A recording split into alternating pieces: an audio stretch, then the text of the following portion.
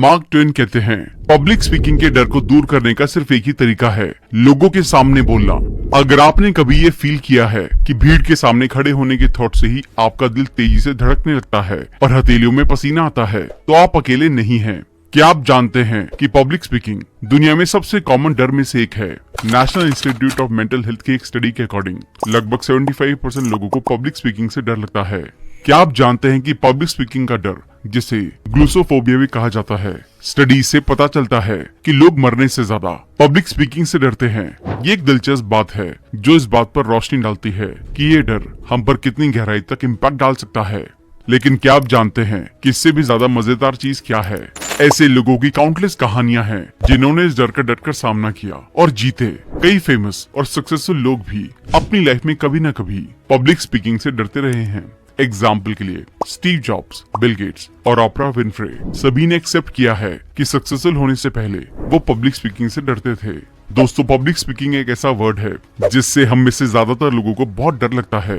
लोगों से कैसे बात करनी है, स्टेज पे जाके कॉन्फिडेंस से कैसे लोगों से बात करें, सोशल मीडिया के लिए अच्छे से वीडियो कैसे रिकॉर्ड करें, फुल कॉन्फिडेंस वाली बिना कट वाली इंटरव्यू में कैसे बात करें, बॉस से अप्रेजल के लिए कैसे बात करें, शादी के लिए प्रपोज कैसे करना है। इन सभी चीजों के लिए पब्लिक स्पीकिंग में माहिर होना बहुत जरूरी है।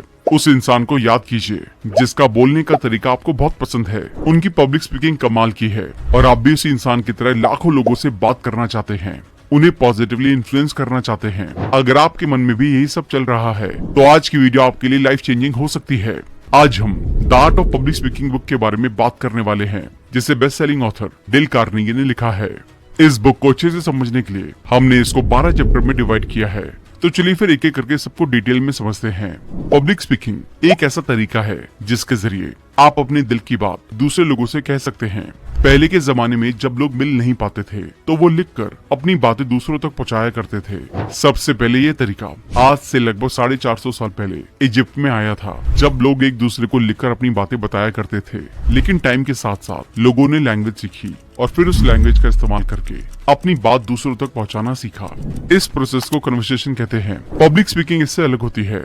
जब आप किसी एक इंसान से बात करते हैं तो उसे कन्वर्सेशन कहते हैं। जब आप बहुत लोगों के सामने कोई बात कहते हैं तो उसे पब्लिक स्पीकिंग बोलते हैं। जब आप किसी के साथ कन्वर्सेशन में हैं, तो जो आपके मन में है उसे बोल सकते हैं और प्लानिंग की कोई खास जरूरत नहीं पड़ती। और आप अपने डेली के यूज किए जाने वाले शब्दों का भी इस्तेमाल कर सकते हैं। पब्लिक स्पीकिंग में आपको पहले से प्लानिंग करनी होगी कि क्या बोलना है और कैसे बोलना है। यहाँ पर आम बोलचाल के शब्दों की जगह फॉर्मल लैंग्वेज का इस्तेमाल करना होता है। पब्लिक स्पीकिंग करते टाइम यहाँ पर कुछ बातें हैं जो हमें ध्यान रखनी चाहिए।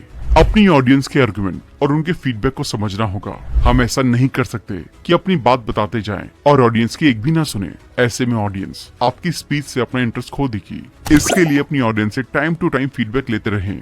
ऑडियंस के साथ इमोशनली जुड़कर अपनी बातों को फैक्ट के साथ रखें। जो भी मैसेज अपनी स्पीच के जरिए देना चाहते हैं वो ऑडियंस तक क्लियरली पहुंचाएं। पब्लिक स्पीकिंग का गोल लिसनर से मनचाहे रिस्पांस लेने का है, लेकिन किसी भी कीमत पर नहीं। मतलब अगर लिसनर्स को आपकी बात पसंद आई है तभी वो आपके लिए तालियां बजाएंगे। आप उनसे जबरदस्ती ताली नहीं बजवा सकते। पब्लिक स्पीकिंग एक पावर की तरह है, इसलिए इसके साथ बहुत सी जिम्मेदारियां भी जुड़ी होती हैं। एक पब्लिक स्पीकर होने के नाते आपका फर्ज है कि लोगों को सही चीजें बताएं, लेकिन कुछ लोग इसका गलत इस्तेमाल करते हैं और पैसे या फिर किसी दूसरी चीज के लालच में अपनी स्किल का गलत फायदा उठाते हुए लोगों को गलत नॉलेज दे देते हैं। लोगों को अपनी बातों से मैनिपुलेट करके अपने मकसद के लिए लोगों से हाँ मनवा लेते हैं। पब्लिक स्पीकिंग का एथिक्स कहता है कि अगर आपको कोई चीज नहीं आती है या आपको किसी सब्जेक्ट के बारे में कुछ खास जानकारी नहीं है तो दूसरे को ना बताएं और पहले खुद सीखें, फिर दूसरों को बताएं और झूठ कभी ना बोले।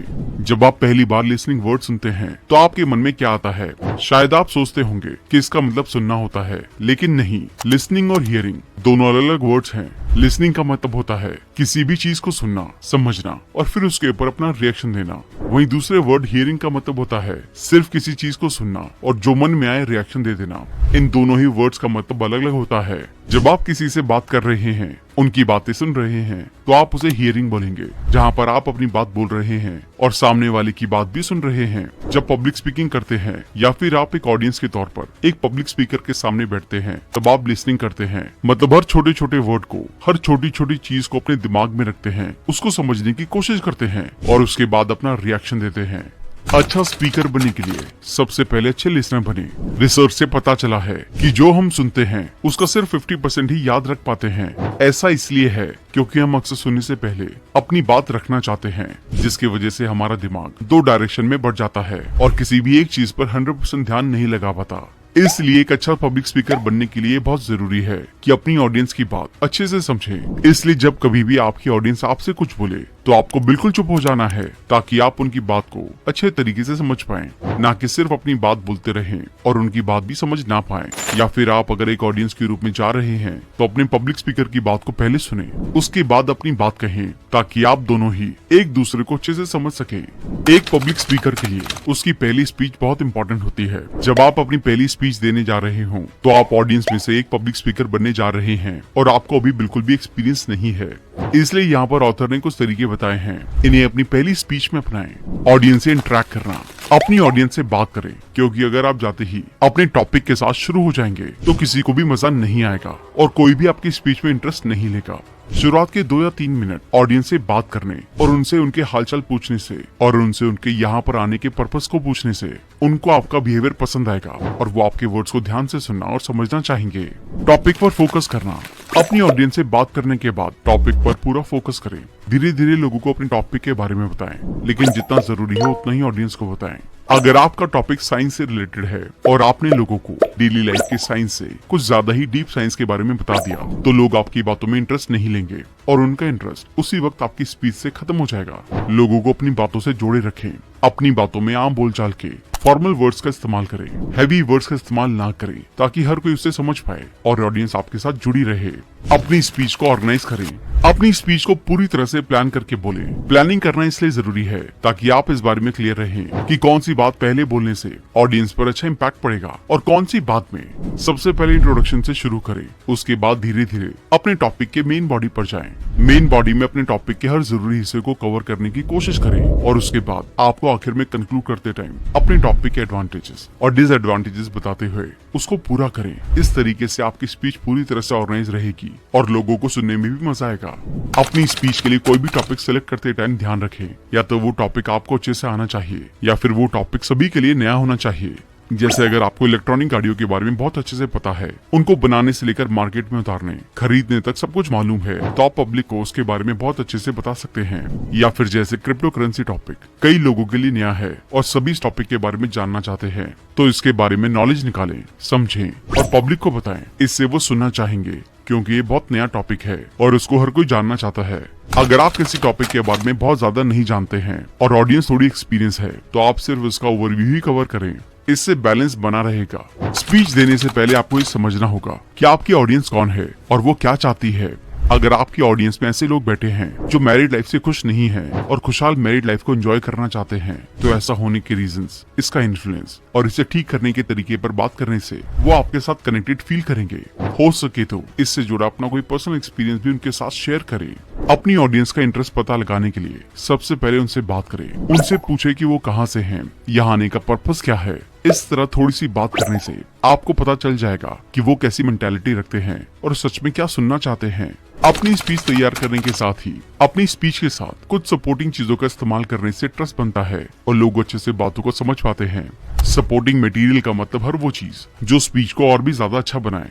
जैसे मान लीजिए कि आपका टॉपिक इलेक्ट्रिक गाड़ियां हैं। अब वैसे तो इसके बारे में बहुत से लोगों को पता होगा, लेकिन अगर आप इलेक्ट्रिक गाड़ी की कोई तस्वीर ले जाएं या फिर अपने लैपटॉप में इसके रिलेटेड कोई पीपीटी बनाकर ले जाएं ताकि लोग इसको और अच्छे से समझ सके, तो आपकी स्पीच में और भी ज्यादा इंटरेस्ट लेंगे और चीजें अच्छे से समझ आएंगी। इसी के साथ स्पीच के दौरान अपनी ऑडियंस से कुछ सवाल पूछते रहें, उनका जवाब दे या फिर ऑडियंस में से ही किसी को जवाब देने के लिए कहें। फिजिकल एग्जाम्पल का यूज करें। अब आप अपनी ऑडियंस से बात करके पता लगाएं कि रिस्पांस कैसा है। क्या वो स्पीच के लिए पॉजिटिव अप्रोच रख रहे हैं या फिर नेगेटिव अप्रोच। अगर आपका रिस्पांस अच्छा है तो उनमें से कुछ लोगों को स्टेज पर बुलाकर मजाकिया तरीके से अपनी स्पीच से रिलेटेड कोई छोटा सा टास्क करने के लिए कहें। इससे ऑडियंस को अच्छा फील होता है और स्पीकर की बातों से वो अच्छी तरह से रिलेट कर पाते हैं। कोई स्टोरी या इंसिडेंट बताएं। आइए इसके लिए एक एग्जाम्पल लेते हैं। मान ले कि आपका टॉपिक इंडियन कल्चर से रिलेटेड है, तो इसे समझाने के लिए अपना कोई पुराना किस्सा शेयर कर सकते हैं या उससे रिलेटेड कोई कहानी सुना सकते हैं, जिससे ऑडियंस के मन में ज्यादा सुनने की दिलचस्पी जागेगी। न्यूमेरिकल डाटा का इस्तेमाल करें। डाटा से हमें कुछ ही पलों में चीजों की समझ हो जाती है और ट्रस्ट बनने लगता है। इसलिए अपनी बातों को वर्बली बताने के साथ साथ सपोर्ट के लिए भी डाटा को शो करते रहें। सिर्फ वर्बली सुनने से लोगों को कुछ ही टाइम तक वो बात याद रहती है, जबकि डाटा जैसे ग्राफ और डायग्राम से ज्यादा क्लियर समझ आती है। मोटिवेशनल कोट्स यूज करें। स्पीच में टाइम पर कुछ मोटिवेशनल कोट डालने से ऑडियंस मोटिवेटेड रहती है और बिना बोर हुए दोबारा स्पीकर की बातों पर ध्यान देने लगती है। इस पॉइंट में आप जानेंगे कि कैसे अपनी स्पीच को अच्छे से ऑर्गेनाइज कर सकते हैं ताकि लोगों को शुरू से लेकर एंड तक अपनी बात समझा सके। अगर आप कभी भी कोई भी बात अपनी स्पीच में बोल देंगे तो कोई भी आपकी बात को समझ नहीं पाएगा। इसलिए अपनी स्पीच को ऑर्गेनाइज करना बहुत जरूरी है। अब यहाँ पर कुछ पॉइंट्स हैं जिनके जरिए आप अपनी स्पीच को ऑर्गेनाइज कर सकते हैं। हल्की बातचीत और इंट्रोडक्शन के साथ शुरू करें। अपनी स्पीच को स्टार्ट करते टाइम सबसे पहले अपनी ऑडियंस से बात करें और पता लगाएं कि वो कैसा फील कर रहे हैं और वो इस स्पीच को लेकर कैसा सोचते हैं। उसके बाद अपने टॉपिक का छोटा सा पार्ट और जो सबसे पहले आना चाहिए उसको थोड़ा थोड़ा बताना शुरू करें।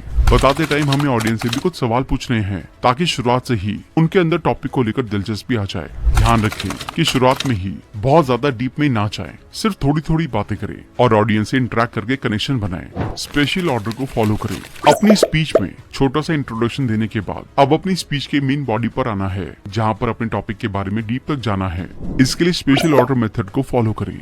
इस ऑर्डर का मतलब है एक सीक्वेंस को फॉलो करते हुए फैक्ट्स को बताएं। एग्जाम्पल के लिए आप किसी चीज की अच्छाई करते आ रहे हैं तो आगे भी उसकी अच्छाई के बारे में ही बात करें, फिर उसकी कमियों के बारे में और उसके बाद उन कमियों को ठीक करने के बारे में बात करें। मेन पॉइंट्स को अलग रखें। स्पीच में जितने भी जरूरी पॉइंट हो उनके बेस पर पूरी स्पीच तैयार होगी, उनको अलग रखना है और अपने एग्जाम्पल्स को अलग रखना है। अगर आप दोनों को एक ही साथ मिला देंगे तो ऑडियंस समझ नहीं पाएगी कि क्या ज्यादा जरूरी है और क्या नहीं, उन्हें किस पर ज्यादा ध्यान देना चाहिए और किस पर कम। इसलिए अपने जरूरी पॉइंट्स को दूसरे एग्जाम्पल से अलग रखें। ऐसा करने से आप इफेक्टिवली अपनी बात रख पाएंगे। हालांकि अब तक आप समझ चुके हैं कि हमें अपनी स्पीच की शुरुआत हल्के फुल्के इंट्रोडक्शन से करनी है। यहाँ पर कुछ एडिशनल तरीके बताए गए हैं जो स्पीच की शुरुआत और एंडिंग को अट्रैक्टिव बनाने के लिए यूजफुल साबित हो सकते हैं। तो इसके लिए इन तरीकों को अपनाएं। ऑडियंस के साथ टॉपिक को जुड़े।